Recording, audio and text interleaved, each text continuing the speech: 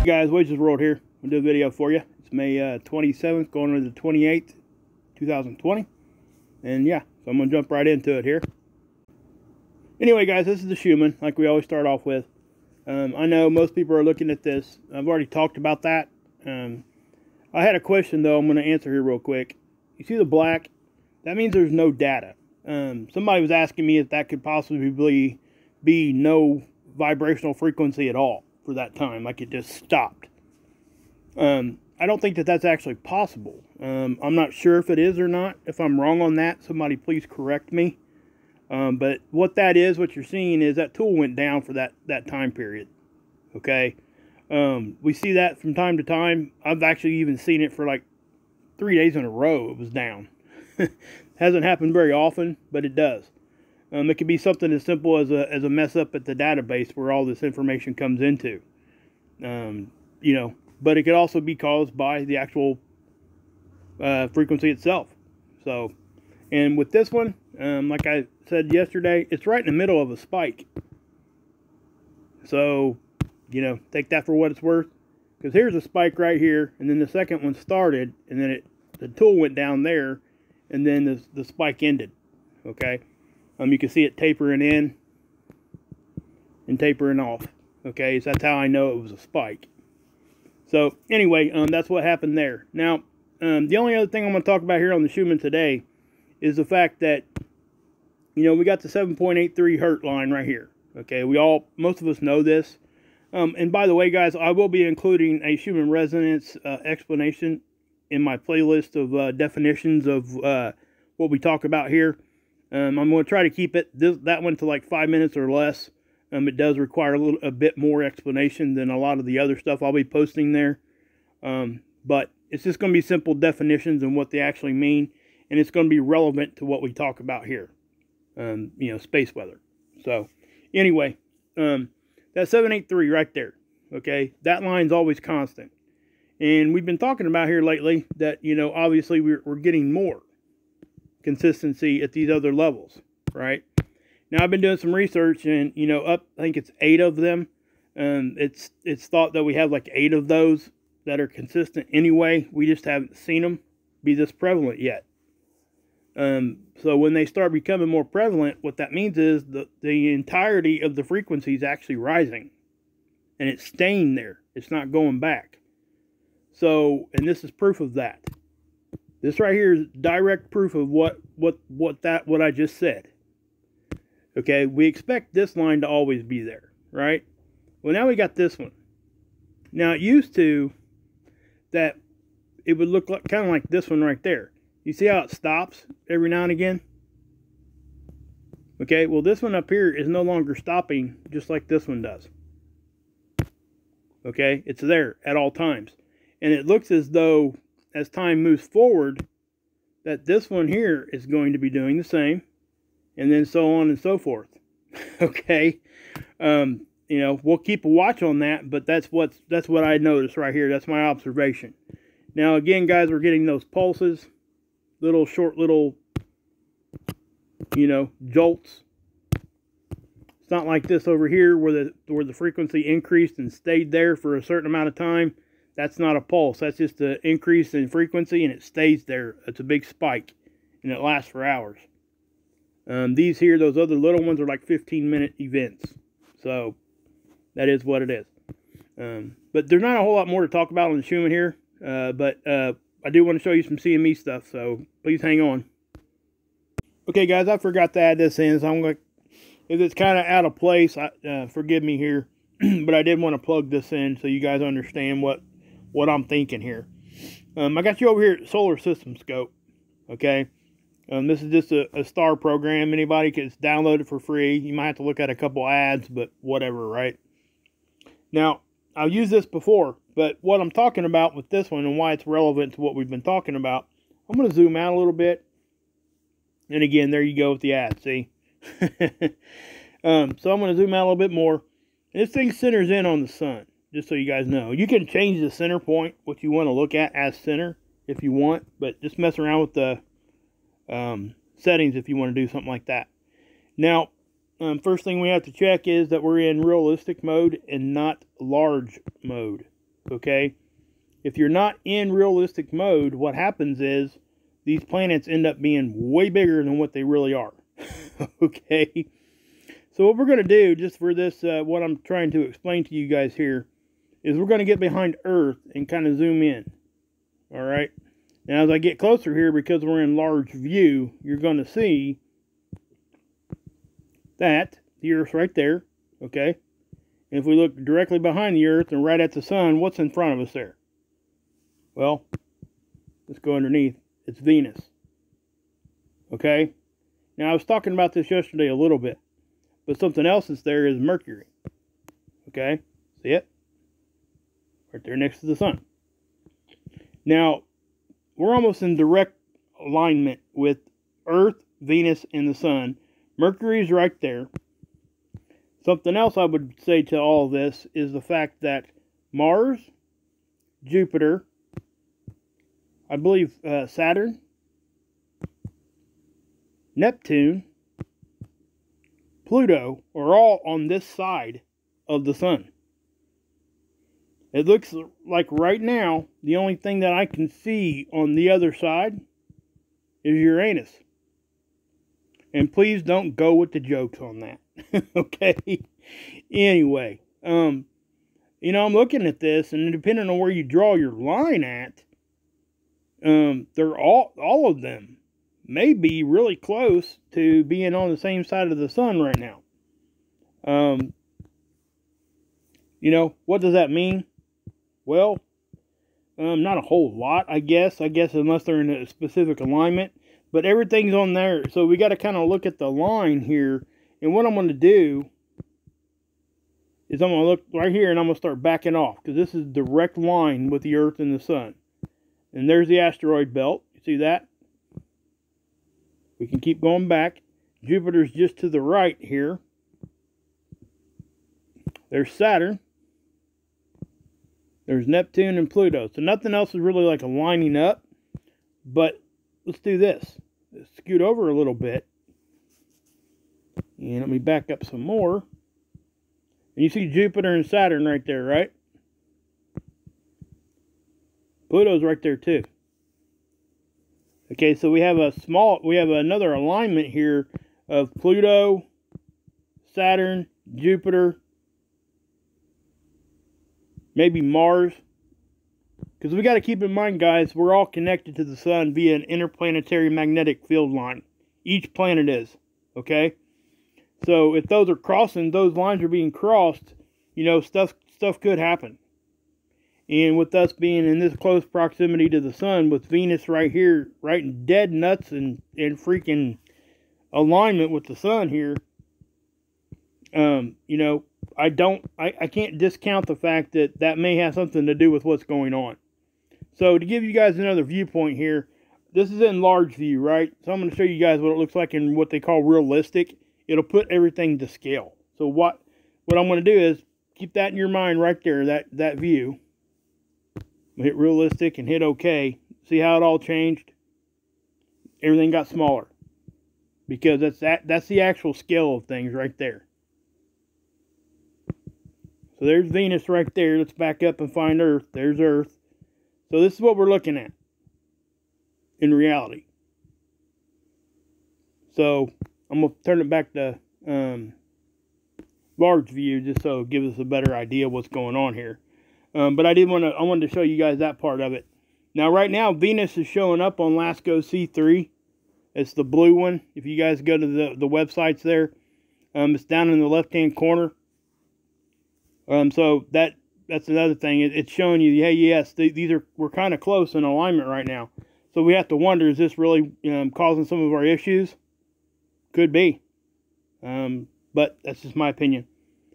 So anyway, guys, enjoy the rest of the video. Okay, guys, I got you over here at Seeds. And this is a CME that happened yesterday. Now, we're going to revisit this for a second because there were some reports early this morning and, you know, going in through the day that this CME here was not heading towards Earth. It was actually going off the backside of the sun. Well, I showed you guys how we determined what direction this thing was going, right? You looked at two different perspectives, two different satellites, and it most certainly was not going nowhere near the backside or firing off the backside of the sun. I'm not sure how that all got misunderstood or whatever.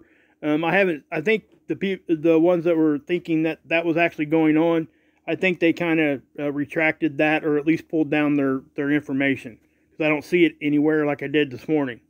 But there were some reports coming out saying that this thing went off the backside. And again, I showed you guys yesterday how we proved that it was coming at us. And not to mention that after I showed you guys all that, the CME tracker shows it coming right at us. Now, we're going to look at this again, okay? So this is us, right? And I'm going to show you guys a graphic here in a minute, but it's our view, okay? This is over at Soho, okay? Earth's here, satellite's there. So what we're looking at, that's the occulter. We all know what that is. Most of us know what that is. But as we're looking at this, anything we see going off this way, it looks as though it's going to the right, right? But because it's two-dimensional, we can't tell if it's going this way or this way. I've said that a bunch of times. I'm actually going to include that in a video on one of my on the playlist to explain that, so I don't have to keep repeating that. But this is a three-dimensional event going on, and this is a two-dimensional model. That's why anything that comes off of that side of the sun looks like it's going straight to the right. Okay? Even though it could be angling, or it could be going up and down. I mean, it could be doing all kinds of crazy different stuff. All right? So how do we know what's going on? Well, we have to go look at stereo A. But before we do that, I'm going to take you to the next day, because this just happened, guys. Okay? We had another CME. Actually, a couple smaller ones and then a larger one here on the end. See that? So, you know, what direction is that one going? Because this one looks like it's going to the left. So let me take you guys over to stereo A, and I'll show you how we determine that, okay? And I'm just going to back out of that. I'm not even going to pause it. You're just going to watch me click these buttons. Anyway, here's the 26th. Now remember, that's the one that looked like it was going to the right on that previous view. Is this thing going to load or what? My goodness, that's moving slow. Maybe I will pause. No sooner than I paused that sucker popped up. You believe that? Anyway, remember I said it looked like it was going to the right. Well, what we're looking at here, our viewpoint from this satellite, Earth is here. The satellite's here. So we can clearly see, if you look over here, that it's going to the right. It's going towards Earth. It's not firing off the backside. That energy you're seeing there on the backside was from a day or two before. That was that other CME that I showed you guys then, too. We can back up and look at that, too, if you want. Let's back it up a day and see what happens. Okay. Is it going to be on that day, or was it the day before? Can't remember. It looks like it might be on the 24th. Let's back up one more day here. Yep, there it is. See? That's the one on the 24th. That went off the backside. And I want you guys to look at that, because we had one on the 24th, the 25th, 26th, 27th. About 4 days in a row we've had CMEs. I don't care what direction they're coming off the sun. It's still newsworthy. Okay? That lets us know that the sun's waking up. And we would be very irresponsible if we didn't at least mention it. Just saying. I take a lot of flack for that, for showing people this stuff that's not coming at us. I don't understand that, but it is what it is. So let's go forward a couple more days here. So we're going to go to the 26th. And this is the one I showed you guys yesterday. All right. So now we know that over there on the other satellite I just showed you from Earth's view. This one's from stereo A's view, and this is the new CME, and it looks like it's going to the left, right? Just like the other one did. So the second CME is firing off the back. Okay? That's where it's going. It's not going nowhere near us. So the first one, like the double wave one's coming at us. But this one's going off the back. So let me take you over and show you SDO real quick. Okay, guys, this is SDO, and this is the 171 angstrom. I show you guys this one quite often. Now, the first thing I'm going to point out, guys, is, you know, we're going to see the CME right here, the second one. It's going to happen. See that right there? That fast, I mean, that thing blew off the sun with a quickness. Okay? That did not come at us, thank God. That's going off the other side. Okay, you see that? And then you see that activity there on the surface. Okay, what's going on here, guys, is, you know, number one, we have 3 active areas affecting us right now. The solar X-ray flux is raised right now too. I'm assuming because of these active areas are coming Earth facing. Okay, as they become Earth facing, they start sending us that X-ray flux. Okay, now, or X-rays anyway. So as this one down here, that's a lot of people's been talking about this one. Okay, now as it, like I said, it's becoming visible to Earth right now. So if it has proper signature on the surface, that could be designated as a sunspot. Now, with it being in the southern hemisphere of the sun, it may be part of solar cycle 24. Okay, that would be the old solar cycle, because we're right now we're on that edge where we're going from solar cycle 24 to solar cycle 25. Okay, just so you guys know that. Now, this one up here, you can see it on stereo A, and it's getting ready to become Earth facing also. You can see it starting to right there. Okay, what's concerning about this one is obviously it's already showing eruptive behavior. Okay, so with that thing being so active, look at that thing. That one, it blew off the backside. That thing was moving fast, guys. It may have been a flare along with the CME afterwards, or even vice versa. I can't tell because we can't see it. A flare would show up like what it does is the cameras, they pick it up, and it's really kind of crazy looking, because it looks like an X, but it's like a dashed line X, like that. Okay, when these things see flares, that's what it looks like. And so yeah, that doesn't make them all X flares. X flare is a designation of a very strong flare. We have A, B, C, M, and X is typically the ones we talk about. Okay, X flare being the worst, A being the, you know, not really hardly anything.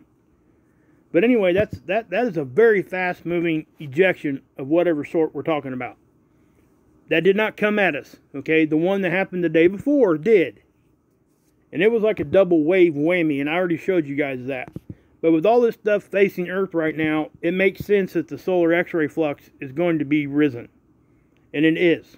So, something else I want you guys to look at here, watch it shake.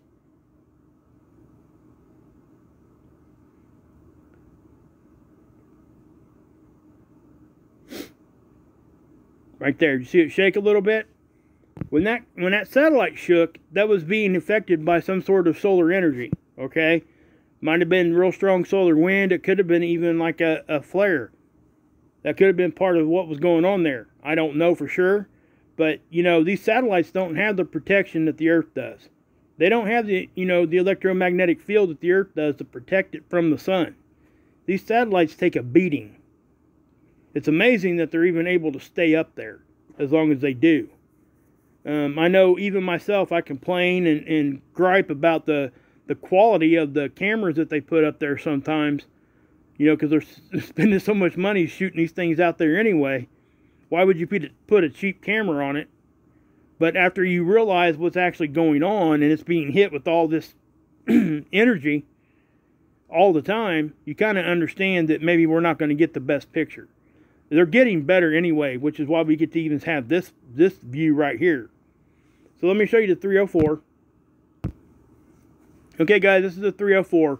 And what you're going to see up here where this flare happens, this is going to be a real quick flash right there. Do you see it? It flashes off that direction.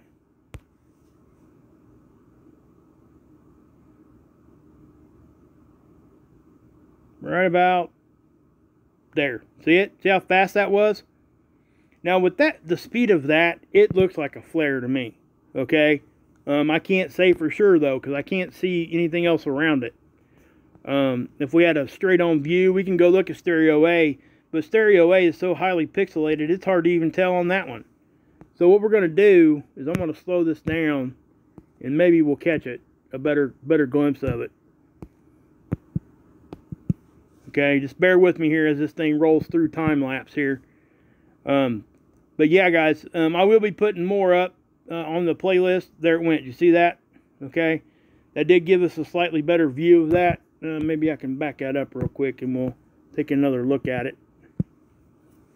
But look for this stuff on the playlist, guys, because I think it's going to help people. And it's most definitely going to keep me from repeating myself over and over and over again. I'll just be able to point people towards those videos. And we'll learn more that way, because I'll be able to, you know, talk about some different stuff other than the same thing as far as trying to explain things. So I'm going to try it. And let me know if you guys like the playlist too. If you want me to add something to it, let me know. I'm willing to do that, just so everybody can learn and understand what all this terminology is. But what I want to say, guys, we have to pay attention with that thing being eruptive, that especially that one on the top left as it's rotating through. We have to understand, you know, here's the equator of the sun. The Earth's kind of like right there. So, you know, when this thing becomes over here, you know, facing us, what's it going to do? If it's still erupting like that, I mean, we got to really pay attention to this. So, you know, nothing may happen. We don't know. But we can't let our guard down. And we most certainly cannot just ignore things that are happening. You know, this thing it just fired off, there's going to be some channels that probably won't even talk about it because it's not coming at Earth. Well, that was a pretty significant looking event that just blew off of the sun. Why would we not talk about that? I've gotten hammered over that before, guys. I just simply don't understand it, because I'm not on here saying that, you know, doom, doom, gloom, gloom. I don't do that. You guys know I don't do that. I'm just showing you activity that's happening. So take that for what it's worth. I hope, you know, if anybody else is listening that does that to me, I really hope that they can, you know, understand why I do that to begin with. But anyway, so you can see these active areas, and there you go. So here's the CME tracker. This is the one I showed you guys yesterday. I do want to show you this right here. This is that double wave one that happened yesterday. Okay, I'm calling it a double wave because it looks like we get hit twice, like two separate bigger hits. The Earth is a yellow ball right there. This most definitely confirms that they did not go off the backside and that this thing is coming right at us. So, you know, maybe not dead center, but close enough. Okay. The best one to look at, guys, is this one over here. This is the Earth's orbit around the sun stretched out into a straight line. And when you see that little haze or that distortion, and it goes right over top of Earth, you know that we're going to get hit. Okay? That most certainly is, you know, and all three views show us getting hit. This one here is going to show you whether it's going to go north or south of us, because this is a sideways view, and it doesn't. It goes right through us. This is a top-down view, so it's going to give you left to right. And this is the stretched out view. So there you go. All three of them are showing us taking a hit from this. Now we can expect this probably like on the 30th, maybe going into the day after a little bit. You know, and Enlil actually shows this as an increase in plasma density. That Enlil model, guys, it's only going to show you density and solar wind speed. It doesn't know if it's a CME or not. So just to let you know that. Okay, guys, this is space weather. And just like I said, over here on the solar X-ray flux, look what happened. See that big spike right there? It looks like it got up into B class range. I don't think it even made it into C class. And I think the reason why is because most of that energy was still going towards the back side. So, you know, if this was right in front of us, we may be looking at like a C class or maybe even a mid-class M flare or something. Who knows? But our geomagnetic activity barely budged. Now, I look for them to probably issue a cosmic ray alert. And what happens in that area is when our geomagnetic activity is real low it allows more cosmic rays to get through. And that's bad for, well, for all of us, really. But it's more people that are flying, in northern latitudes towards the poles and at higher elevations, they're more susceptible to these cosmic rays. So when the geomagnetic activity is low, that means more of those get through. The Earth's not fending it off as easy. So more get through. So that's why we pay attention to that. Now, here's the A stat. I found this kind of interesting. There's been a couple different, and I think these might have been around the times of these small little flares or ejections we were just showing. Look at the temperature. The temperature's in green there, guys. We've seen a couple different spikes there. Look at this one here on the end.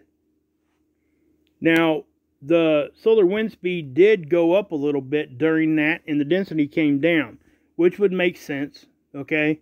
If the density comes down, the solar wind speed typically will rise, and vice versa. Now, when they both move the same direction, that's when we take the bigger hits, okay? If we get a fast wind and high density at the same time, that's when our magnetosphere really takes a beating, okay? Now, here's that Enlil model. Now look what happens here on the 30th. See it? That's that CME. And if we ran the time lapse here, you would see, well, let's just do it. How about that?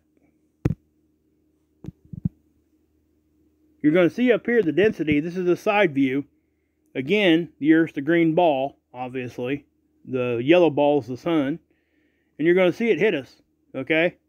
See that density hitting us right there? And it's what? Yep, right on the 30th.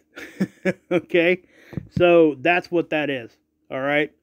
Now, it looks like we get hit even again after that, like the next day or so. So who knows what's going to happen here, guys? I just wanted to show you guys that stuff because I think it's important. Now, listen, guys, check out the playlist. If you guys want me to add something to that, let me know, and I'll try to do the best I can for you guys there on that end of it. I want everybody to understand as best as they can, and if I can help in any way, please let me know. Also, guys, there was well, I wasn't going to talk about this, but let me talk about it just for a second. I'm not going to go to the article or anything, but there's an executive order getting ready to get signed about censorship, and to be honest with you guys, I'm not sure where I stand on all that. I'm not going to get into political discussion because that's not what my channel's about. But when it does affect our social media and the censorship thereof, I think we all need to pay attention to it. So you guys probably need to check out some news feeds on that, because it's going to get real deep here really quick. And I think that it would be better if everybody was to pay attention to it. I'm not even going to give you my opinion on it.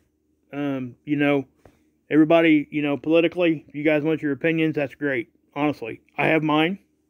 But, when we assert our political opinions out there, it's been my experience that it ends up in a big fight, at least between a few people. Okay?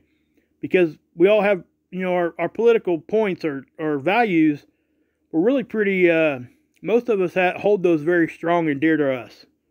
So when we're being challenged on that level, we get more defensive very, very quickly. And that's why there's so much tension when we start talking about political issues, which is why I'm not going to do that right now. I want this to be the focus of what we talk about here. There's other channels. You guys can go over and watch Scott. Scott talks about that stuff all the time. And, man, I'm telling you, he does a good job over in those articles and stuff. So go check that out, planetxnews.org, or his YouTube pages also. So, anyway, guys, I think I'm going to end it there. I'll try to come back with you guys tomorrow unless something else happens. And God bless. Yeshua saves, and you can drink this Kool-Aid.